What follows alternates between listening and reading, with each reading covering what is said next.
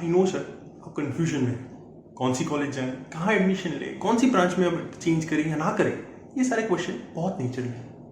मुझे कोई भी ग्रुप में अभी देख लूँ, कोई भी पोस्ट ग्रेड गाइडेंस ग्रुप होगा, उसमें अभी सेम क्वेश्चन है, रैंक ये है, कैटेगरी ये है, ब्रांच ये है, कौन सी ऑप्शन से मिलेंगे। और सेम आप कोई भी जगह चले जाएं तो हर स्टूडेंट अभी यही ट्राई कर रहा है कि हाँ, ये कॉलेज के अंदर मेरा ये सीनियर था, उसको कांटेक्ट करते हैं, नहीं वो कॉलेज में उससे अच्छा सीनियर था, उसको भी कांटेक्ट कर लेते हैं। अभी कांटेक्ट का सिलसिला चल रहा है सर, कि आपको सब सलाह देंगे सर। मैं ऐसा नहीं कह रहा कि कोई आपको मिसगाइड करेगा, हर कोई आपको गाइड करेगा और वो राइट डायरेक्शन में गाइड करेगा, लेकिन उसमें से सबसे अच्छी जो गाइडेंस होगी वो किसकी होगी और आपको किसका सुनना चाहिए जो आपके लिए फ्रूटफुल हो।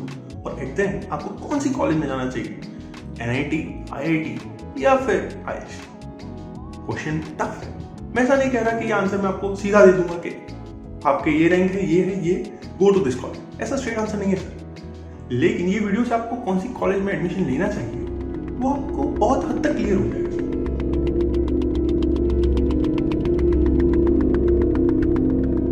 जनरली आपने अभी तक हर दोस्तों को फोन कर दिया होगा कि सर मेरे ये रैंक आ रहा है, मेरा ये आ रहा है। और इनफैक्ट मेरे को भी बहुत लोगों ने पूछा कि सर मेरा ये रैंक अभी पड़ रहा है, इसमें मैं ये कैटेगरी में हूँ, मैं ये ब्रांच में हूँ, मुझे क्या करना चाहिए, इस कॉलेज का कट ऑफ कितना होगा और वो कट ऑफ मेरा क्लियर होगा या नहीं, अगर हो भी गया तो मुझे वहां जाना चाहिए या नहीं, और मेरे पास अदर ऑल्टरनेटिव ऑप्शन कौन से। तो इस वीडियो में उसी के रिलेटेड बात की जाएगी और ये बहुत अहम होगा कि आप इसको देखें और इस वीडियो से समझे कि आपको कौन सा डिसीजन जो होगा वो आपके लिए राइट हो। तो ये एक यूनिक वीडियो होगा। जो अभी तक मैं जो वीडियो बनाया थे वो PhD रिलेटेड थे। ये ग्रेड एस्पिरेंट्स के लिए बहुत इंपॉर्टेंट वीडियो है कि उनको IIT में जाना चाहिए, NIT में जाना चाहिए या फिर IISc। आप मान के चलिए आप अकेले नहीं हैं अगर आपको कोई डाउट है तो regarding college selection and course selection. 100 में से 90% लोग ऐसे हैं जिनको क्लियर ही नहीं है कि उन्हें क्या करना चाहिए। अब उनका एम तो होगा, सबसे गेट दे रहे हैं तो उनका एम तो बट ऑब्वियस है कि PSU होगा। अगर उनका फर्स्ट एम क्लियर नहीं होता तो उनका नेक्स्ट बट ऑब्वियस एम हो जाता है IIT। तो उन 90% की बात मैं करने वाला हूँ इस वीडियो में, उन 90% लोगों की मैं बात करने वाला हूँ इस वीडियो में। लेकिन जो बाकी जो 10% है ना, जिन का पहले से क्लियर था कि मुझे इस कॉलेज के अंदर ये चीज करनी है, उनमें से भी 50% ऐसे होंगे जिनके रैंक प्रिडिक्टेबल स्कोर से कम आएंगे। तो उन्होंने जो सोचा था अब वो हो सकता है उन्हें ना मिले। अब वो फिर से एक डायलमा में आ गए हैं कि क्या करें, कौन सी कॉलेज, कौन सा कोर्स। तो ये वीडियो उन सभी एस्पिरेंट के लिए बहुत हेल्पफुल होने वाला है।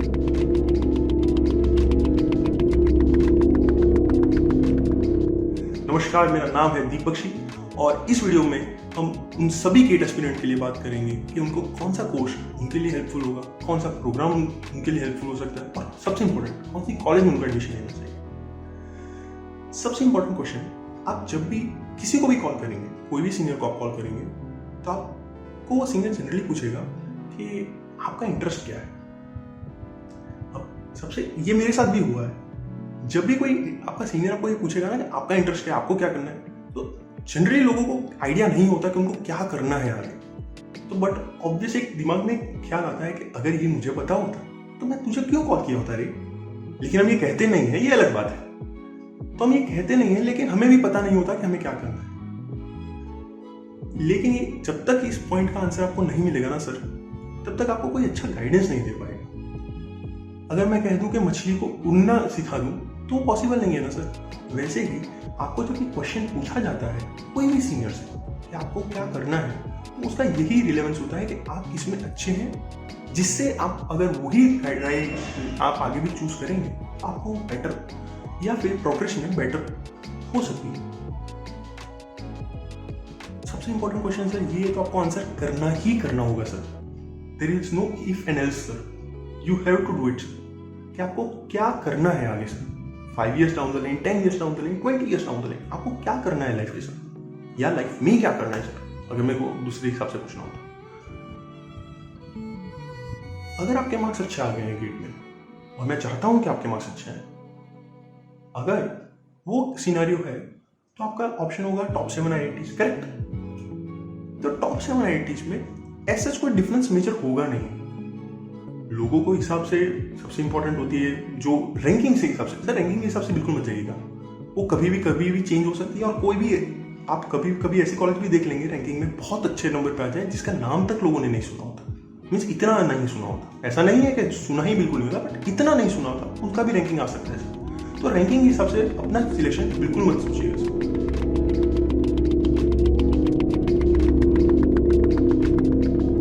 तो अगर सर आपका रैंक बिलो 1000 या बिलो 700 है तो मेरे को लगता है कि आपको टॉप 7 आईआईटीज में तो एडमिशन मिल सकता है। मैं ऐसा नहीं कह रहा मिल ही जाएगा, मिलने के चांसेस बहुत हद तक बढ़ जाते हैं। तो उस केस में आपको इतना कंफ्यूजन होने की जरूरत नहीं है सर, क्योंकि टॉप 7 में इनवेरिएबली कोई फर्क नहीं पड़ेगा।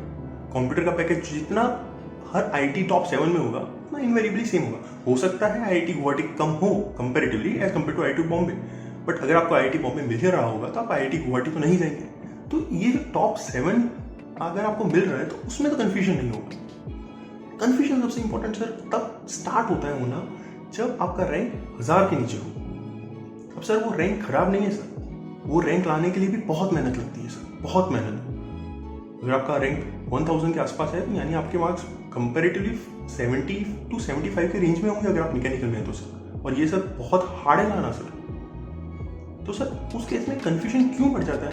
क्योंकि आपके पास ऑप्शंस बहुत होते हैं। आप जो सबसे इंपॉर्टेंट क्वेश्चन ऑप्शन जो 2 हैं जो जिसमें से आपको सिलेक्ट करना होता है उसमें से है कि आप एक अच्छी एनआईटी में जाएं या फिर सेकंड और थर्ड जनरेशन आईआईटी में जाएं। करेक्ट? ये कंफ्यूजन है। अब ये सर यहाँ पे डील है 2 चीज।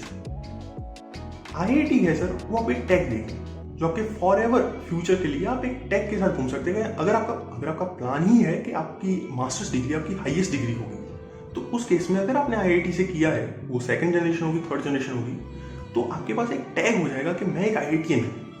जनरली सर आप कभी भी पूछेंगे किसी से तो वो ऐसा कह देगा आईआईटीएन हूँ। वो जनरली कौन सी कॉलेज से ऐसा तो कोई पूछता भी नहीं है सर। सर मैं आपको एक किस्सा सुनाना चाहूँगा। किस्सा थोड़ा इरेलेवेंट हो सकता है लेकिन इंपॉर्टेंट है। मैं आईआईटी मद्रास के इंटरव्यू में जब गया था अर्ली पीएचडी के लिए, अब सर मैं वहाँ पे जो कॉलेज में गया था एडमिशन देने, तो उस टाइम पे मेरे साथ में जो एग्जैक्टली मेरे साथ में बैठा था जो लड़का, वो भी जीटीयू का स्टूडेंट था।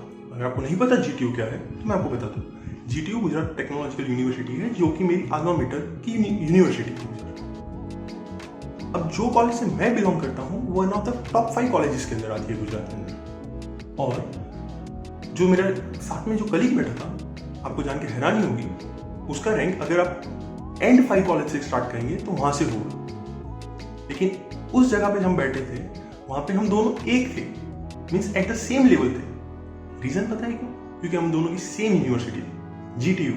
हम हमारी कॉलेज से नहीं बल्कि हम हमारी यूनिवर्सिटी से पहचाने जा रहे थे। तो उस समय दो हमारी कॉलेज के अंदर बहुत डिफरेंस था, लेकिन उस टाइम पे हम सेम प्लेटफॉर्म पे आ गए थे। सेम ही होगा, ऐसा नहीं कहता कि प्लेसमेंट और उस सब में सेम होगा, लेकिन जब आप बहुत सालों के बाद जब आप एक्सपीरियंस से आप जब जॉब शिफ्ट करेंगे, उस केस में अगर आप एक आईआईटीएन हैं तो आपको कोई ऐसे नहीं पूछने आएगा कि भाई आपने आईआईटी पलक्कड़ से किया था या आईआईटी दिल्ली से किया, आईआईटी बॉम्बे थी या आईआईटी गांधीनगर थी। उस टाइम पे मुझे नहीं लगता कि वो आपको कोई पूछेगा सर। तो सिर्फ आपका एम है एक सबसे इंपॉर्टेंट, अगर आप टीचिंग प्रोफेशन में जाना चाहते हैं तो उस प्रोफेशन में सर जनरली टेक की बहुत इंपॉर्टेंस होता है। तो अगर आप एक टीचिंग प्रोफेशन में जाना चाहते हैं तो मैं पर्सनली आपको सजेस्ट करूंगा कि अगर आपको आईआईटी मिल रही है तो आपको आईआईटी ही सिलेक्ट करनी चाहिए। वो आपको टैग एक बहुत बेनिफिट हो सकता है सर। लेकिन सर आपको समझना हो, अगर आपका एम प्लेसमेंट अच्छे प्लेसमेंट हो, अच्छा एल्यूमिनाई स्ट्रॉन्ग हो, क्योंकि सर जो सेकंड और थर्ड जनरेशन आईआईटी है आपको सबको पता है ये 2008 में सेकंड जनरेशन बनी है और अभी 2000 बहुत रिसेंट के अंदर थर्ड जनरेशन आईआईटीज भी बन गई है। तो उनका एल्यूमिनी जो रिलेशन है वो इतना स्ट्रांग नहीं होगा। आपको सबको पता होगा कि एल्यूमिनाई से आपको जो नौकरी के जो चांसेस होते हैं वो बहुत हद तक बढ़ जाते हैं क्योंकि आपके कॉन्टेक्ट ग्रो होते हैं।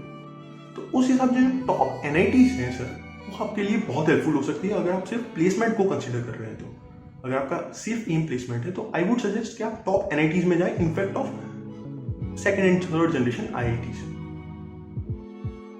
आईआईएससी सर मैंने एक वीडियो बनाया था सर कि अगर आपका गेट स्कोर कम है फिर भी चांसेस हैं सर आपके आईआईएससी में सिलेक्ट होने के।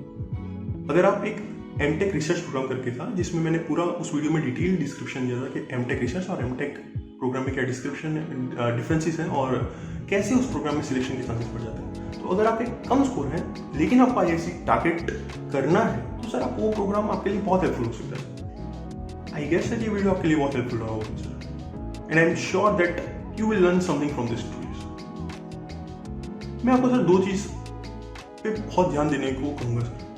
अगर आप एक एस्पिरेंट हैं और आप सीरियसली कंफ्यूज हैं कि आपको क्या करना चाहिए, सर आप बैठें सर, शांति से बैठें एक रूम में और अपने आप को इंट्रोस्पेक्ट करिए सर कि आपको क्या चाहिए सर।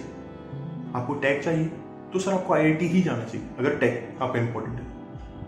अगर आपको प्लेसमेंट चाहिए और इमीडिएट प्लेसमेंट चाहिए, कैंपस प्लेसमेंट जिसको कहते हैं, तो sir I would suggest you go for NIT sir. Hope sir ये वीडियो आपके लिए हेल्पफुल रहा होगा। बहुत सब लोगों का क्वेश्चन था कि NIT जाए IIT जाए, इसलिए सर ये वीडियो स्पेशली उन सभी एस्पिरेंट के लिए डेडिकेटेड है सर।